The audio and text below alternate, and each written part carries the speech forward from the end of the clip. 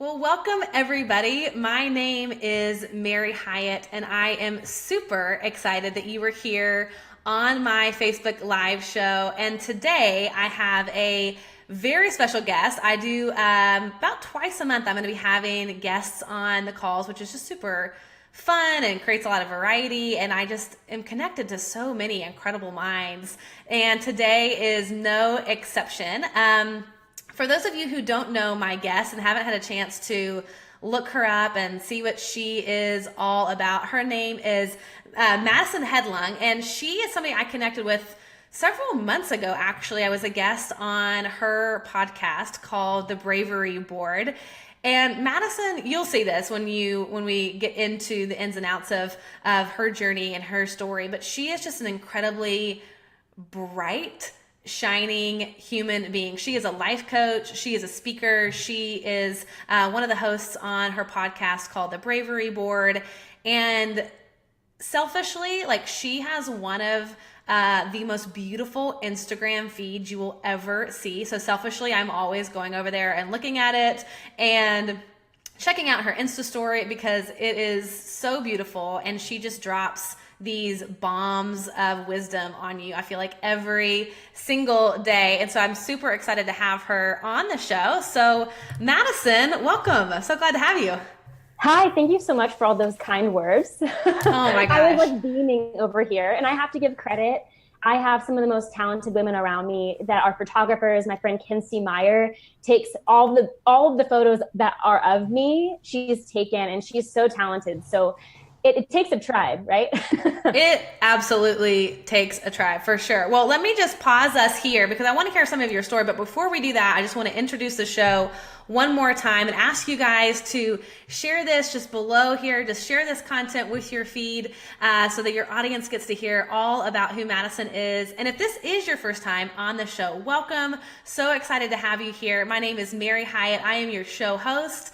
I'm an entrepreneur, I am a life coach, and I am a presidential diamond with doTERRA Essential Oils. And every single week we come together as a beautiful community to get together and discuss issues that you guys are facing, helping you to wake up, helping you to find your voice, and ultimately to become fully alive. So let's start the show.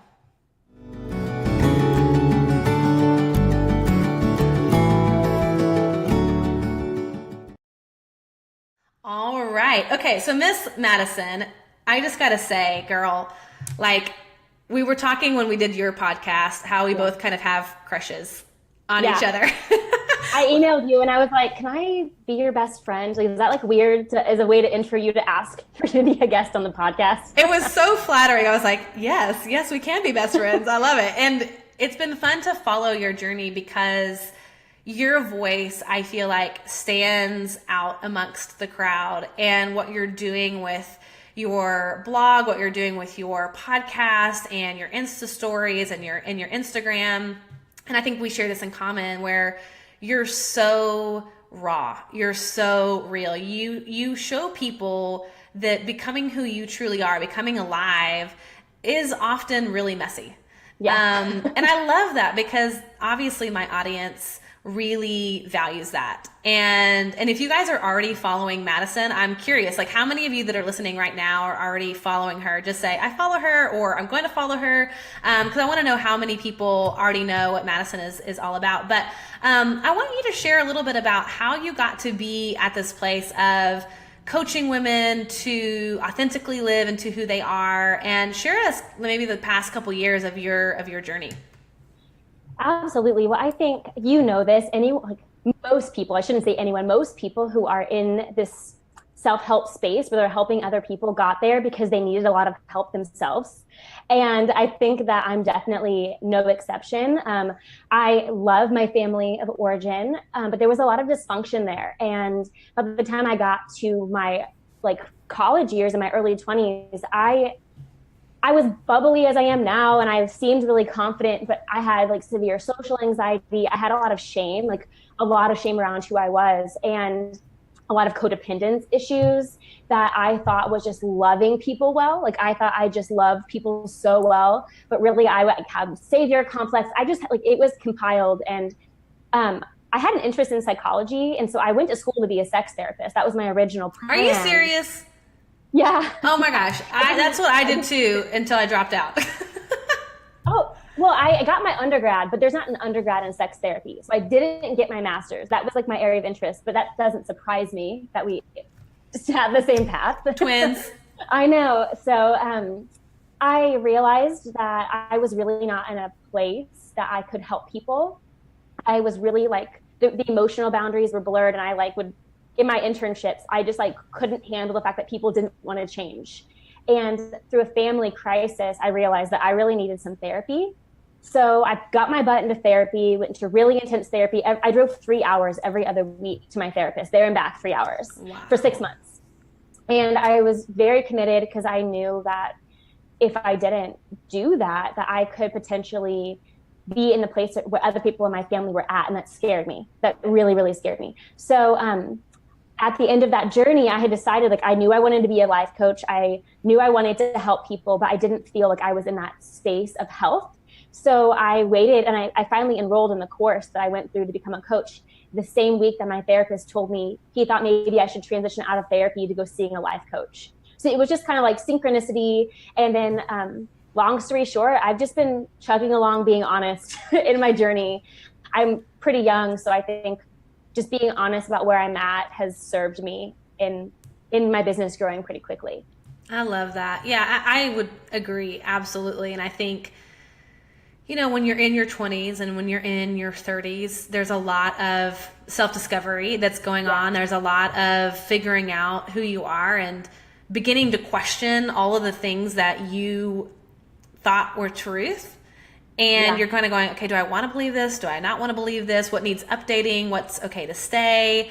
And that can be kind of intense. It can be really intense going through that process. I went through the same journey myself. And I feel like there's a lot of me that's still in that and updating and shifting and all of that. But I'm kind of curious. I mean, I know one of your topics that you love to talk about is this whole idea of coming into a place of using your voice, of living into who you truly are. And what ends up being a barrier to that often is kind of what you mentioned, is that need to be a people pleaser, the need to be a chameleon, the need to get approval. So how do you recognize people pleasing behavior? How do you define what it is to be a people pleaser? Yeah, well, I talk about this a lot because I really struggle with it. I talk about this so much because it's something that if I don't have under control, I basically lose my sense of self in meeting the needs of other people. And I think it can come about in a lot of different ways. For me, it came about in my mother and I had an enmeshed relationship with me supporting my parents in a lot of ways, having to grow up too quickly, learning that your emotions, or you're responsible for other people's emotions, like you're responsible for other people's happiness. And I think we get those messages, especially as women, that like it's our job to make other people feel comfortable. But I think it shows up a lot in feeling guilty that you have to say no, like feeling like I could fit it in, I don't want to disappoint them. And it comes up in the need for approval. Sometimes it's really like, it's this kindness, but it's really our like deep need to feel like important. It's our deep need to feel like we can have it all under wraps and to look really good. So it's like this, under the surface, people pleasing can actually be quite fear-based. And so I just like to talk about how it's people pleasing is rooted in fear, and genuine love casts out fear. So genuine love is being able to say no thank you in confidence and know that that means that you were only going to half show up anyway, or your motive for doing the thing wasn't rooted in love in the first place. And that takes a lot of self-awareness to get to that point, and a lot of confidence and a lot of risking people being mad at you, because they will. I think that's the lie that we don't want to. We want to believe like you can speak your truth and everyone will love you. And it's like, well, some people aren't going to love it. And you're going to have to like be really confident with yourself and your values so that you can live a hell yes life and really love the people that are in your life. I love that. You know, it kind of reminds me or feels really tied to the concept of boundaries. And when I think about that, where not everybody's going to understand when you begin to draw boundaries, and you kind of mentioned how you and your mom were enmeshed. And I think that a lot of people find themselves in enmeshed relationships where there's this codependency, caretaking of other people's emotions. And I don't know if you agree with this. I listened to this podcast the other day, and the woman who was speaking, she said that you are never able to control somebody else's emotions. Like somebody's emotions, and even for ourselves, it's up to us whether we feel angry or hurt or rejected, no matter what anybody does to us, no matter what anybody says to us. We get to choose how we interpret that. It doesn't automatically mean that we feel depressed or upset or angry or fearful or whatever. We can decide how we, react to what's happening. So how is it for you? Like when you started kind of drawing these boundaries, talk a little bit about like the backlash maybe from that you experienced.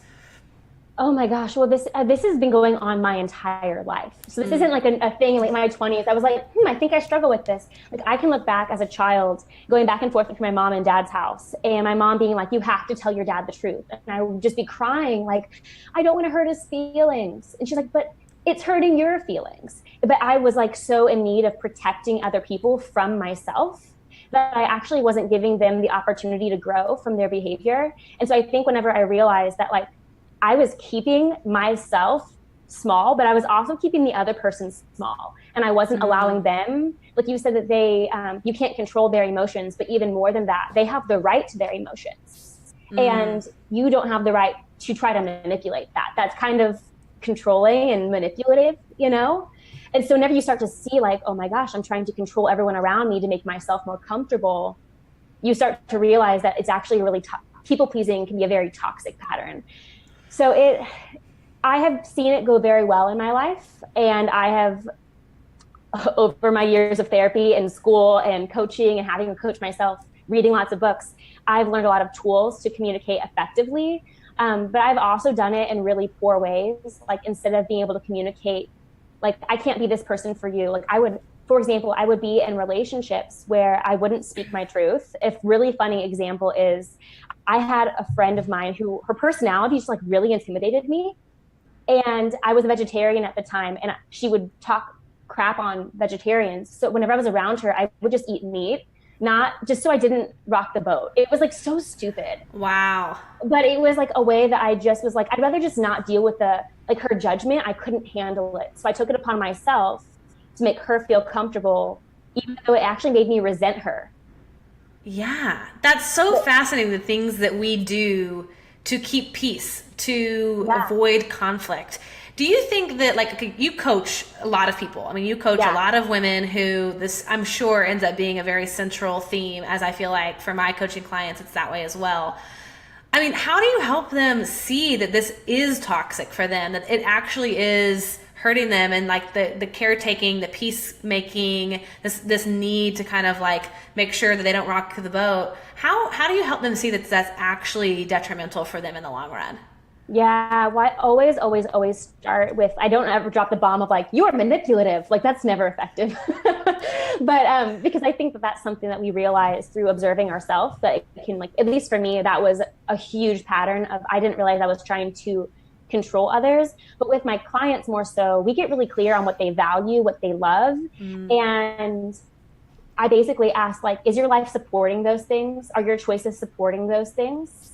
Or are you like cutting off your arm and giving your arm to somebody else, but then being like, no, I hate that person because they made me cut my arm off whenever it was your choice. So I want to pause there, because I think that's a really important piece, that people pleasing, when it's not coming out of genuine love, like when you're doing it to keep the peace, when you're doing it to make sure you're not rejected, when you're doing it out of fear, then what's inevitable that happens is that resentment builds up. Is that what you find? Oh my gosh. I wrote a friend like a 2-page letter once of like, we can't be friends anymore because I basically hate you. And because you do this to me and you're judgmental. And it was all things that she had done to me that I hadn't had the courage to just be like, hey, could you not talk to me like this? It makes me feel really bad. Like that could have solved. And also I wasn't a very good I wasn't very good at knowing who my safe people were. So I let people in who shouldn't have been in that heart space. So really, in back to the thing with my clients, like also asking, like, are the people in your life safe? Are the people in your life, are they people who you could set a boundary with and that they would be understanding? Are they gonna, like, there are people that I've set boundaries with who are like, bye. And I'm like, not a safe person. Okay, noted, you know? Yeah. So, but like with my mother and I, we've had amazing conversations where we've had to reestablish our relationship and set new boundaries. And it's actually helped us to thrive. And I think that's the gift of boundaries, always. You know, I was at a Brene Brown talk a couple years ago, I think right when she had released the book Rising Strong. And so I remember when she started talking about this, she said, you need to have a little Post-it note. And on that Post-it note, you write down the 5 names of the people who get a vote in your life. And everybody else doesn't get a vote. If their names aren't on that Post-it note, you don't have to listen to what they say. You don't have to people please them. You don't have to caretake their feelings. And the reality is that, you know, sometimes people only have, you know, 1 or 2 or 3 of those people that they really care about, that are like their people, like you said, their close inner circle. And oftentimes what happens is we end up living our lives for everybody else who's not on that Post-it note. And the reality is, like, those aren't even the people that are closest to us. And so I like the idea of identifying your safe people, identifying the people that you feel comfortable sharing with, and that ultimately have the ability and power to speak into your life in a way that is honoring your highest self, that is honoring the best version of who you are, the healthiest version of who you are, versus it being a codependent kind of toxic relationship and those voices coming in. I think that the safe people is really, really key there. I love that. And I think it's so good to remember that you can love people who aren't safe. You can like have a sibling or a lifelong best friend or even a parent who you love and are in relationship with, but have stronger boundaries with those people, and they aren't necessarily safe. So safe isn't like, these are my top friends, like top, what was it on MySpace, top 5. These are my top 5. And it's not like that. It's more of, these are my safe people. And I can love, like, I have a diagram on my website. It's like a download actually. And it has a diagram of all these different like layers of, like, it looks like a target, and it has like your innermost being, your spiritual life, and then it has your safe people, and then it has your good friends, and then it has your acquaintances, and it kind of goes out from there. So you get a picture that people being at different places on that doesn't make those people bad.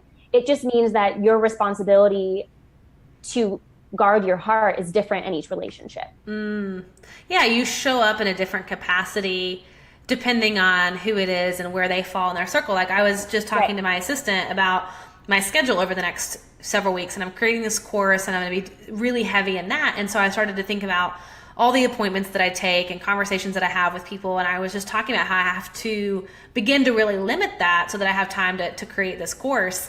And it's almost like I had to look at, okay, these are the people that no matter if they call me at midnight, I will answer the phone for, you know. But then if it's out here, you know, if it's acquaintances or people that are, you know, I don't really know, then they get, you know, pushed off until the next month where I have some more free space. And you can really kind of gauge how and when you say yes to things based on sort of where those people are in that circle. And we all sort of need like a way to measure that. Otherwise we say yes to everybody for everything. I think that's so brilliant that you establish that in the beginning. That's knowing your values, knowing your priorities, and then aligning your life based on that. Like, that is the foundation for any good boundaries. And not people pleasing is like, does that align with my highest good right now? Like, will me doing that just cause that resentment to build? Will I eventually blame this person for taking advantage of me when I gave them permission to do that? And I think it's that radical ownership of, we often give people permission to take advantage of us. And it's unloving to set boundaries whenever boundaries are about love. That's actually a really interesting concept that I think that it was very subtle, and you probably didn't even notice you said it, but I want to just biggie size this, is that somebody can't take advantage of you without your permission. And I just think that that's huge. Like, it requires, like, we allow that to happen in our lives. We give people permission to take advantage of us. And when we don't have strong boundaries, that's essentially what we're doing. We're giving them permission to own our time, to own our finances. Like people who, I mean, I've been in situations before where it was a very abusive relationship with people with money, taking money. And so when we don't have a boundary, we've essentially said, it's okay, you can do this to me. And what I see happens is that it ends up becoming a very strong victim mentality. Like we get stuck in victim. And therefore, and then we start blaming and we start saying it's their fault and we become they're bad. They've done this to me, which ultimately is victim mindset. And so when you're not taking the responsibility and drawing the boundary, then you become victim, which is powerless, which means you can't do anything about it, which of course is not true, but you're choosing to believe that. And I think we do it with this stamp of like, but look how forgiving I am. But look, I just love them so much. And I think I'm a highly empathetic person. And this is where I think I've been a highly foolish person is my good friend, Sarah Lajeunesse, she's like, you have to see things for what they are. Some people are just going to take advantage of you and it's not bad for you to know that. And so I think that there's a huge difference between having discernment. And I was like, I don't want to be judgmental though. I don't want to be judgmental. Like, I don't want to I don't want to be rude. I want to be loving. And I cut myself off from discernment. I had people lie about me. People do horrible things. And I'm just like, but they probably didn't mean it and they're hurting. And I just feel bad for them. And then I'm like, just come back in, just come on in. And I'm like, they're stabbing me in the back while I'm trying to give them a hug. That's like, what am I doing? That's a fool, Yeah. Gosh, I just had this whole meltdown about this exact same thing with somebody in my life. And it's like, why am I giving them the benefit of the doubt when their actions are showing me that they're abusing me? Yeah. Over and over again. And I always want to believe the best out of people and give people the benefit of the doubt. But at some level that ends up being very whatever the word would be, like where you're inflicting pain. Yeah, self-deprecating. I mean, you're putting the pain on yourself and somebody's showing you very clearly their patterns and their true colors of what they're doing. Now, here's a question from Melissa. So Melissa said, what do you do if it's a parent? Is there anything that you would do differently, or how would you handle this, since you've experienced this yourself? How do you draw boundaries when it's your mom or your dad and you're supposed to be obligated, traditionally to kind of show up for them? I think, so I have numerous parents. I've had lots of divorces in my family.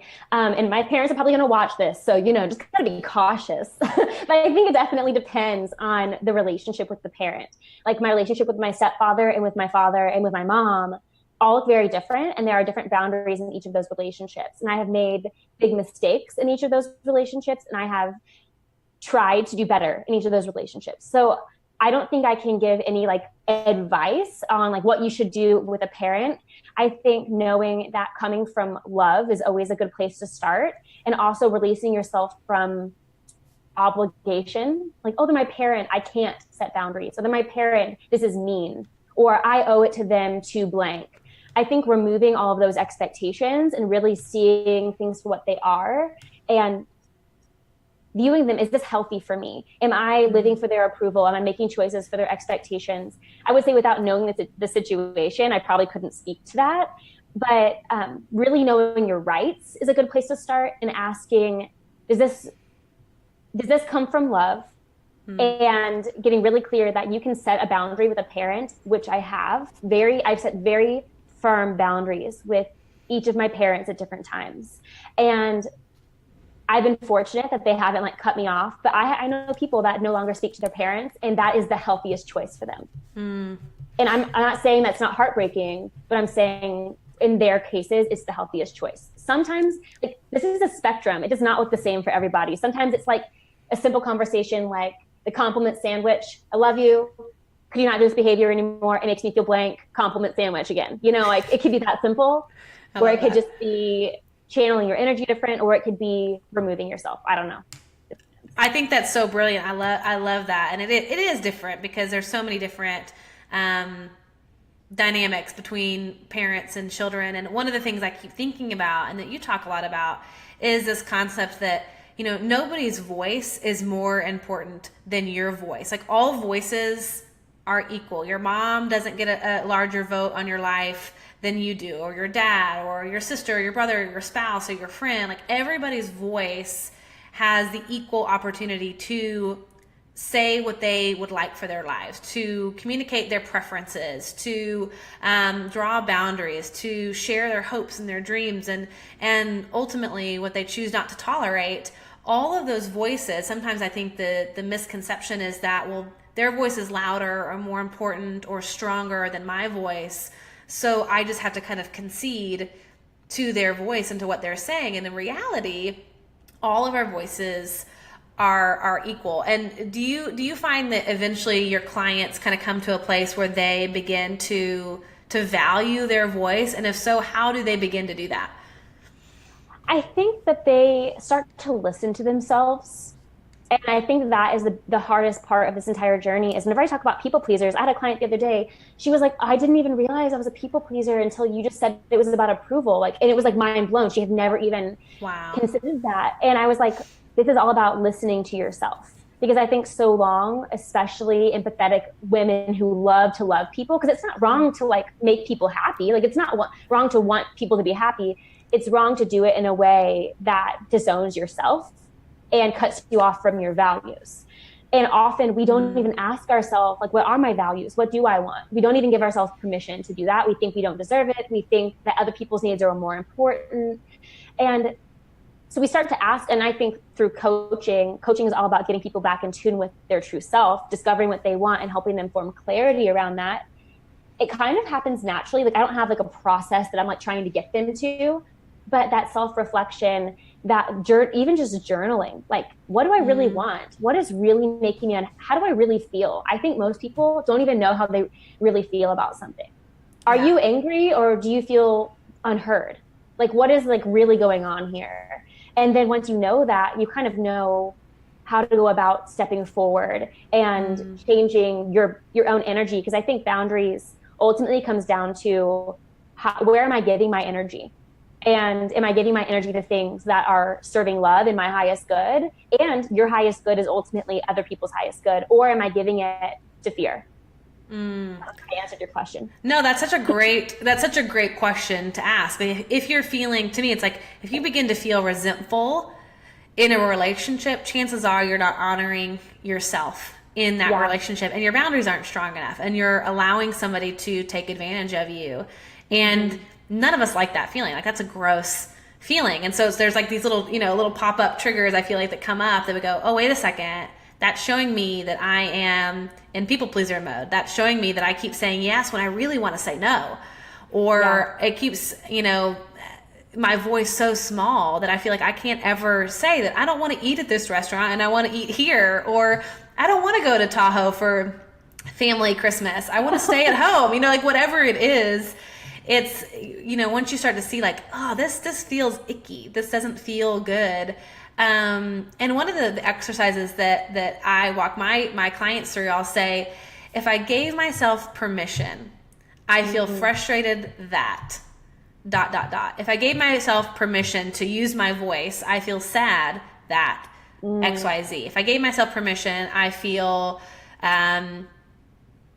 angry that whatever. And it's almost it allows them to then insert without it feeling oh, I'm just angry at somebody or sad about this or frustrated. It's okay, well, if I gave myself permission, what is it that I'm actually really feeling? Because part of this is getting connected to how do you begin really understanding your feelings you're talking about, and how does that feel in your body and all of that.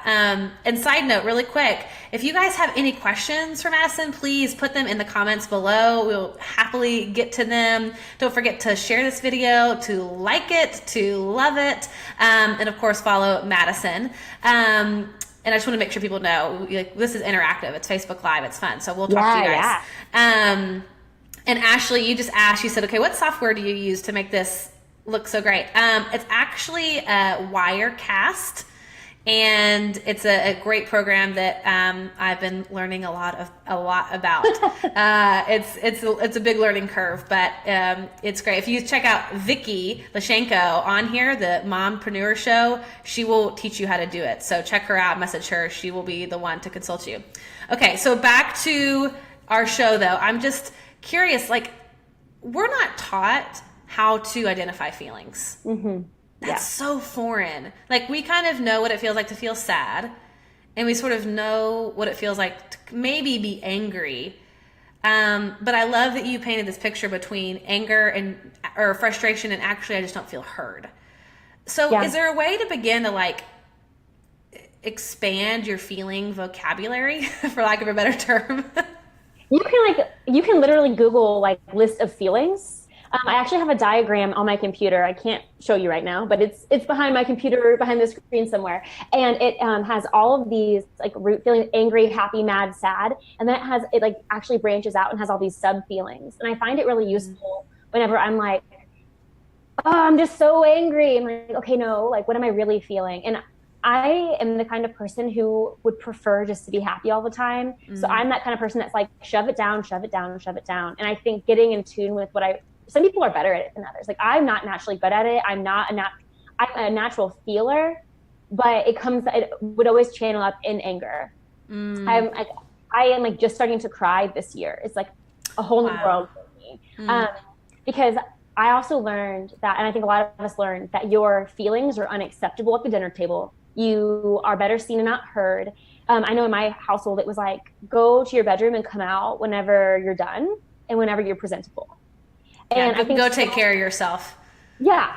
Whenever you can put mascara back on, whatever. And it makes us have shame around negative emotion. And I think a lot of it is me, in my journey, having a therapist and having a coach where I can be seen and they don't shame me for like hurrying up and getting through the emotion more quickly.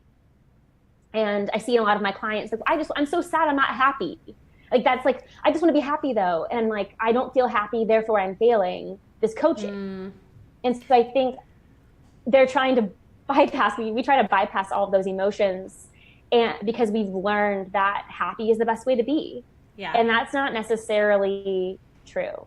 Well, and I think you talk a lot about this, of just living a life where you are like fully present for life. Mm-hmm. And to me, I always have to remind people that there's not a hierarchy of feelings. Like, it's not like happy's on the top and depressed is on the bottom. I mean, maybe there's a little discomfort down here, maybe it feels a little bit better up here, but in reality, in life, there's no hierarchy that this is good and this is bad. Right. The reality is all emotions are good, because when you are fully alive and when you are past the point of numbing out for everything, which I know you and I think we're probably both there in different ways for years and years, where we were just checked out.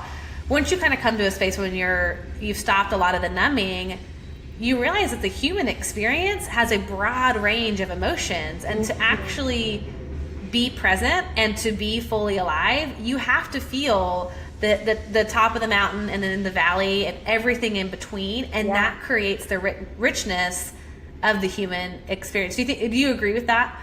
Oh my gosh, like, you cannot have the light without the dark. And if you would have met me 5 years ago, I have friends that were just like, I loved you, but you were just so fake. And I didn't feel fake. I just wasn't tapped into, like, I just wanted to make everything better, which actually goes into wanting to control other people's emotions. And I didn't want to be angry at people because I didn't feel good. I wanted it all to be happy, glitter, sunshine. And that's just like not the reality. And what I've found is I feel so much better, like, whenever I'm angry at my mom or frustrated with a friend, just being like, hey, like, this didn't feel good. Like, I had a friend recently, I love this girl so much. She called me and she was like, hey, I just want to let you know, I've been feeling kind of jealous in our friendship. And I felt like she's like, you haven't done anything wrong. I just needed to tell you to feel clear, because I don't want this jealousy to come between our relationship. And I love you so much. And I was like, is this how friendship works? Like, whoa. Like, it was, and it really humbled me, because I realized how much I have felt that way and made the other person wrong, like subconsciously, like, oh, look at them doing their thing, that they're doing so great, you know, and like really not realizing that was my jealousy, and just getting honest with that. And then once you're honest, it kind of dissolves it away. Yeah, it's like once you can sit in it and give yourself permission to feel it and to Yeah. admit it, it's actually not that big of a deal. I mean, and it is maybe for a moment. Like sometimes, if you're in the moment of grief or anger or whatever, I mean, that can be very all consuming. I mean, it's like when I was going through my divorce, I was like, am I going to make it through the day, or somebody's not going to have to put me in a loony bin? Like there were moments that felt very overwhelming, but those didn't last forever. And I'm not in a loony bin, here I am. Yeah. But I think that's the fear sometimes, is that it will be so all consuming, it will take over us and we won't be able to recover. And the more comfortable you get with feeling and speaking, the easier it gets, and you begin to gain the proof that, oh, actually, this isn't so bad. Like, it's just, again, it's part of what it is like to be a human. I'm going to feel sad some days. I'm going to feel happy some days. I'm going to feel frustrated in a moment. And that's okay to feel that. It's not a bad thing.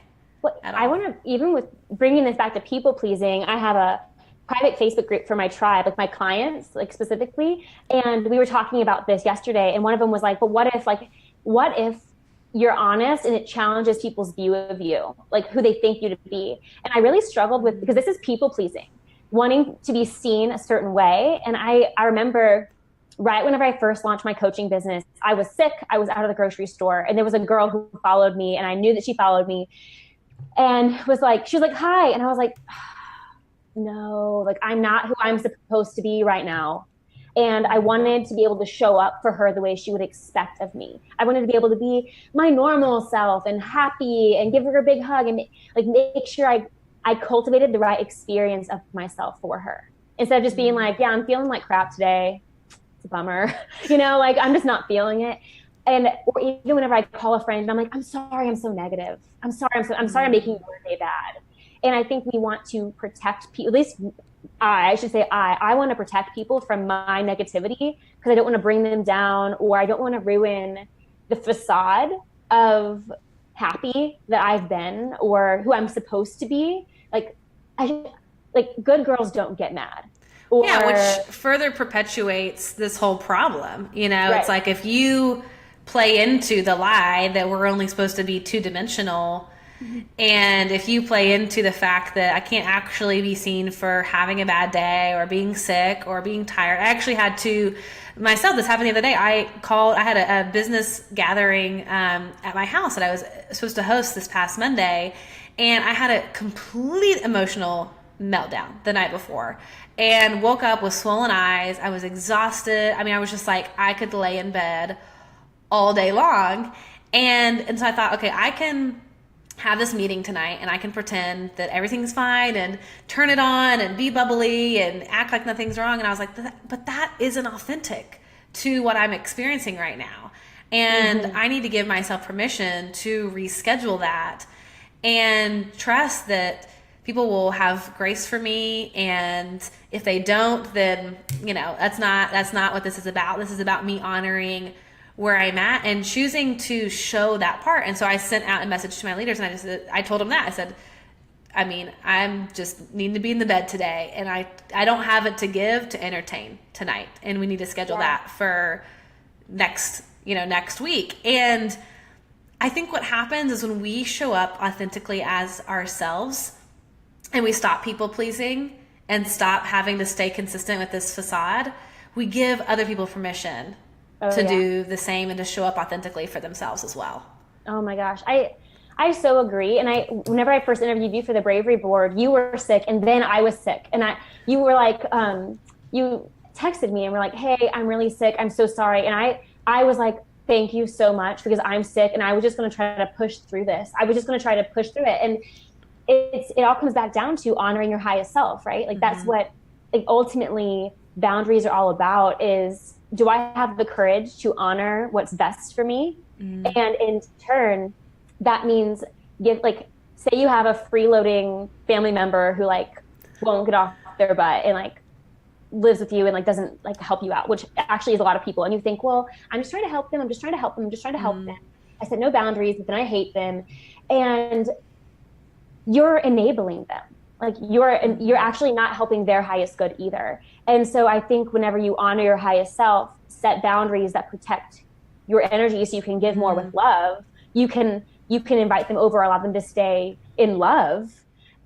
It changes everything, and it actually helps people rise to their highest. Like, I have some people who have left my life with boundaries, but I also have some people who, after setting boundaries and honoring my highest of like, hey, I can no longer interact with this relationship in this way because of X, Y, and Z. They've later come back and been like, thank you so much for doing that. It was a wake up call I needed. And I didn't feel like I often would feel like I had to be the savior to the person. Like, I'm here to help them, which is so self-righteous and ridiculous. But they need me. Like, no, they don't need you. They need to find themselves, and like, you're being the savior just perpetuates them being the person who needs help. And that's not cool. And you're not, removing yourself out of a place of being a savior doesn't mean you don't love them any less. And that's the fear. Like, well, then I'm not somebody who loves people. But reality is sometimes loving them the healthiest way is to remove yourself and to allow them to figure it out on their own. Like, somebody who is fully resourceful and fully capable and fully, in their power and empowered is like the healthiest, most loving thing that you can help somebody do. I mean, that changes the world for the better, for everybody involved. And so that is so powerful. Okay, I want to see from all of you guys who are listening, now that you've listened to this, and I know that several of you guys at the beginning, I asked, okay, what level you're at, at being a people pleaser. I'm curious now, after kind of hearing about where Madison and I are in thinking about people pleasing and thinking about sort of this idea of being a victim and really coming into a place of drawing some healthy boundaries. Do you feel like you're having any aha moments? Do you feel like this is something that you go, oh my gosh, yes, like I'm going to start doing this, or I didn't even realize I was doing it with this person in my life, and now I'm going to shift some things and draw some healthier boundaries? Is this resonating with you guys? Will you tell me in the comments? Just comment yes, tell me specifics, whatever you want to do. As always, this is an incredibly beautiful, supportive community, but I want to hear if this is helpful. And I know that it is for me, and I know that Madison and I do the work that we do because this has changed our lives completely. Because we need it. Hello. I mean, recovering middle child, people pleaser all the way. Okay, Madison, I want to shift gears though, and I want to talk about your course that's coming out, and I want you to share with our audience what it is, how people can find out about it, and ultimately how they can stay connected to you after this.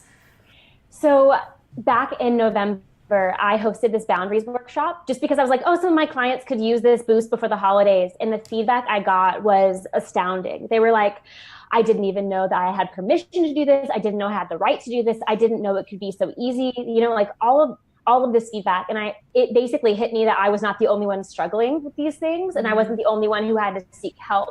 So I have been working really diligently on creating something super beautiful. There is 2 parts coming out. There is, in the next couple of weeks, 3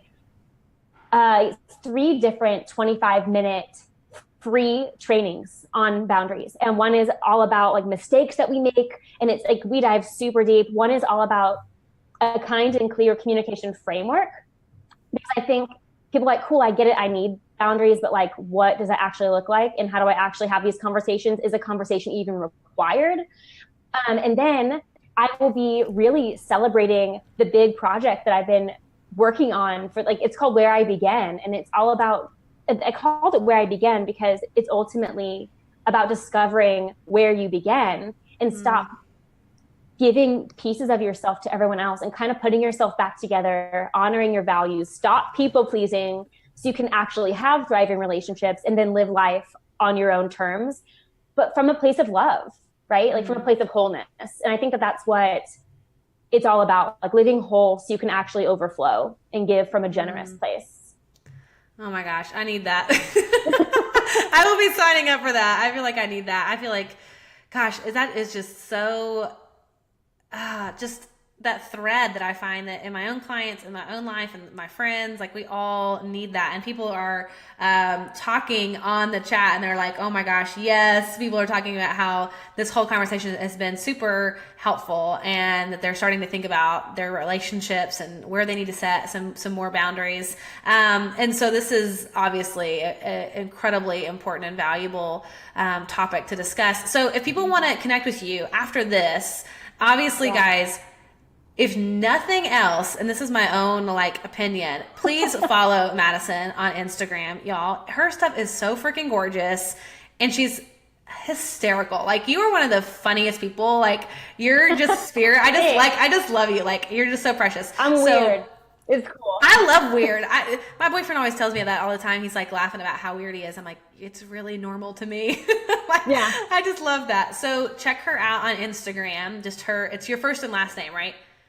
Yeah, Madison Hedlund. Okay. Mm-hmm. And then they can also find you on the Bravery board, right? So this is, tell us really quickly in one sentence or two, just the premise of your podcast. Our podcast is all about, you know, I'm not good at wrapping things up short. Shoot. Essentially, it's helping people be brave and be their best through personal stories and experiences of people that we're inspired by.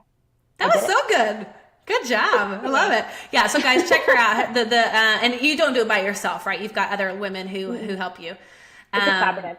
Yeah, it's amazing. So great podcast. And obviously, like I said, you can find her on her website. You can see it right here on the screen, but Instagram, Facebook, the Bravery board, and of course stay connected with her so that you can figure out all of the updates and the news for her upcoming course that's coming out here very shortly. Any last words that you want to share with our audience? Anything that you want to leave them with? Any nuggets of wisdom that you feel like they just have to hear?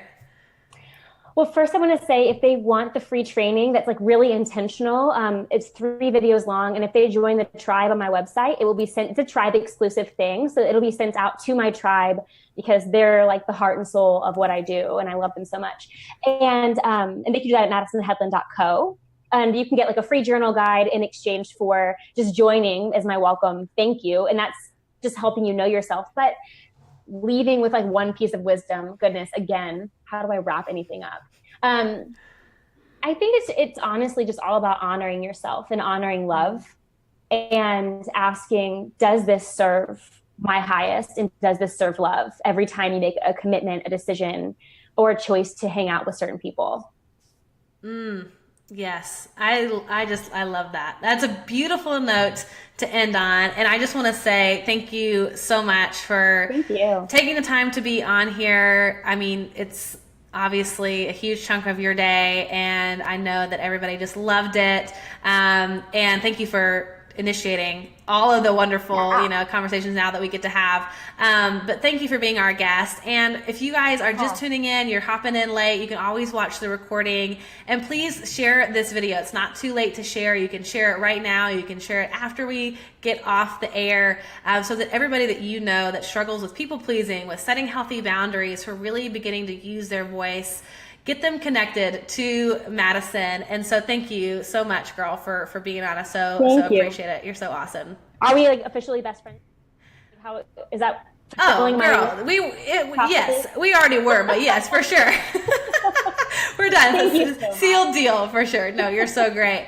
And for those of you who join me every single week, thank you for being on and for tuning in again today. I am so excited to be with you next week on Wednesday, 1:00 Central Time. And as I always say, the purpose of life is to be grateful, to be great, and to be full. Thank you guys so much.